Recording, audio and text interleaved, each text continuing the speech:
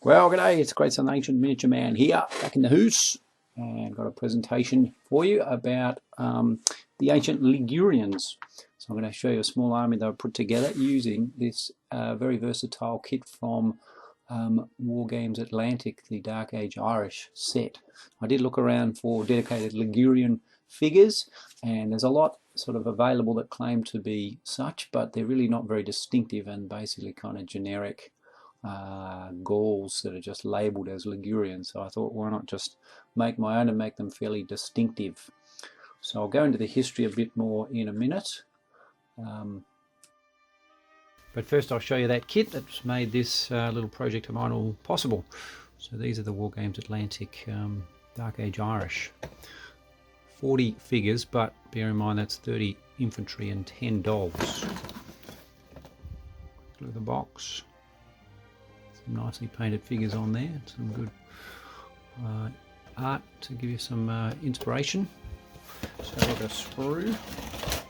So like most of the Wargames Atlantic kits, they've got a single sprue, or a single type of sprue, lots of versions of, and this is obviously the one for the Irish. It's a pretty cool sprue actually. It's got a lot of different heads up the top here, really expressive faces. There's only the one with the helmet though, but if you do have the Goths, you'll have a whole lot of other helmets that you can switch around. You got, how many is that? 6 guys per sprue. Yeah, 1, 2, 3, 4, 5, 6, and pretty cool. Some with no tops, some with interesting sort of waistcoats, and then more general tunics. They've all got lacking shoes, bare feet, but the amazing thing with this kit is how many shields you get. I mentioned that on the Goth review, that was a bit lacking, but that was in comparison to this amazing generosity. So you've got these big round shields, 6 of them for 6 guys. You've got these small buckler shields, and you've got what is it, 3 plus another 5, so 8 of them. Oh, there's another one, 9 for 5 guys. I don't know why you get so many. Don't forget the 4 half dogs, so 2 dogs per sprue, and a bit more in the way of sidearms. Here you've got a few spare weapons, sheathed sword, unsheathed sword, knife there. So it is an excellent sprue with so great versatility. Not only that, you get this beautiful embossed shield down the bottom here, and you see quite cool sort of wicker and timber backing on these other shields, so they're very well done. One really nice cloak, and also I love that head of the goat there, which I've used, I'll show you soon in a slightly different way. Also slingers, and these characteristic clubs for their Dark Age Irish guys. So yeah, I thought it provided a lot of options for the Ligurians, and I've used a few little components from the Goths just to pad it out, because there's no archers on this, you'll see, but otherwise it's got a bit of everything. There are some nice shield transfers available.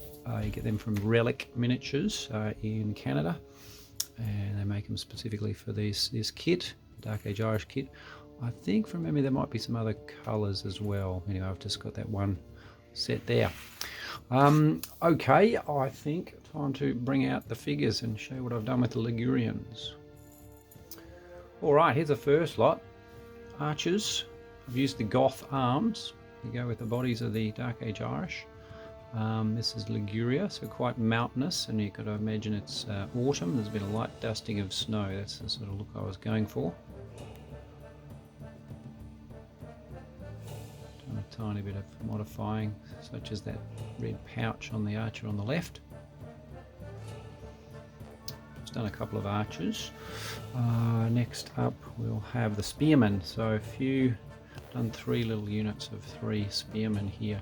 The shields, you'll notice, are not from that kit, so all the shields I've used I've added just to make them a little bit distinctive. They're actually all Victric shields, and I've hand painted them. The bases are just some timber things. I got actually local hardware. It's real timber, obviously sort of small branches or small trees that have been sliced. So I just thought they're quite nice, give quite a nice effect for these fellas who are pretty rural, living in the mountains and the forests. I'll tell you a bit more about Liguria when I put them up later. Second lot of spearmen there. Try to vary the hair colours a little bit.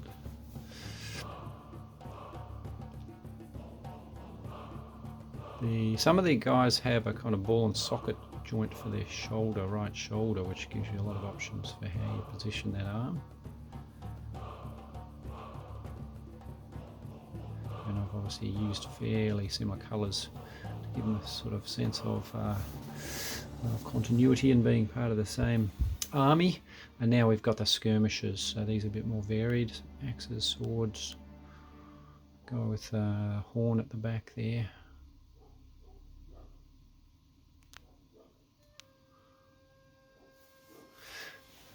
Another lot of skirmishers. Rock thrower, club wielder. Pretty fearsome. It's reputed that they fought with Hannibal quite a bit and that he prized them more than the Gauls in general. He considered them a separate race or just quite distinct people, and certainly some of the other ancient historians felt the same way. Apparently they spoke a different, like a non-Indo-European language, similar to the Etruscans, who were their neighbours to the southeast, which is interesting. There's that goat's head. I think it's meant as a standard, but I just trimmed it at the back and stuck it on his head. Well, that's a pretty interesting look. And this fella kneeling's obviously from a different set. So I'll put them up on the turntable and just give you a bit more background on the history of the Ligurians.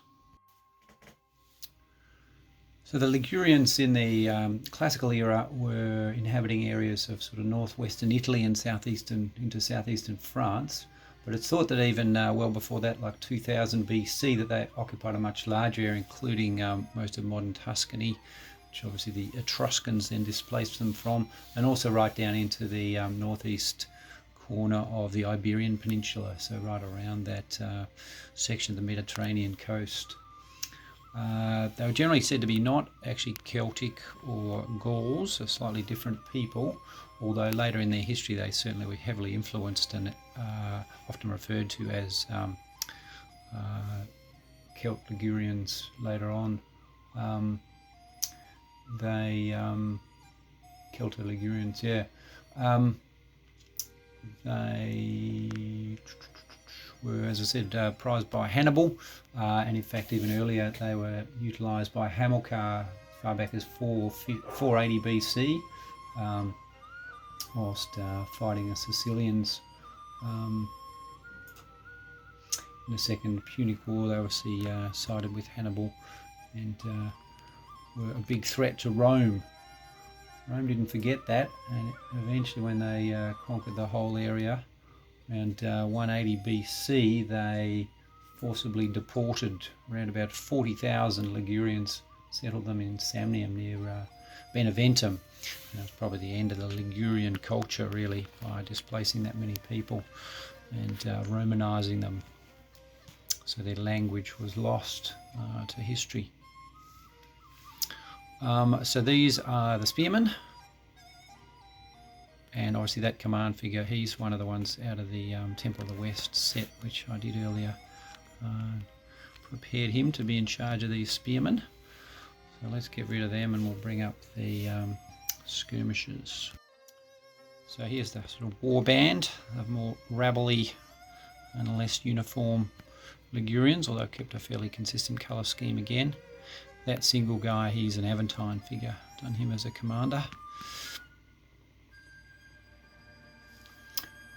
So I just wanted to read something that that was written by one of the ancient historians, Strabo, in the 1st century BC. He said, the Alps are inhabited by numerous nations, but all Celtic with the exception of the Ligurians. And these, though a different race, closely resemble them in manner of life. Others had written that they were a different race, that they lived in villages and made a difficult living from rocky and mountainous soils. In any event, their reputed boldness caused them to be in great demand as mercenaries.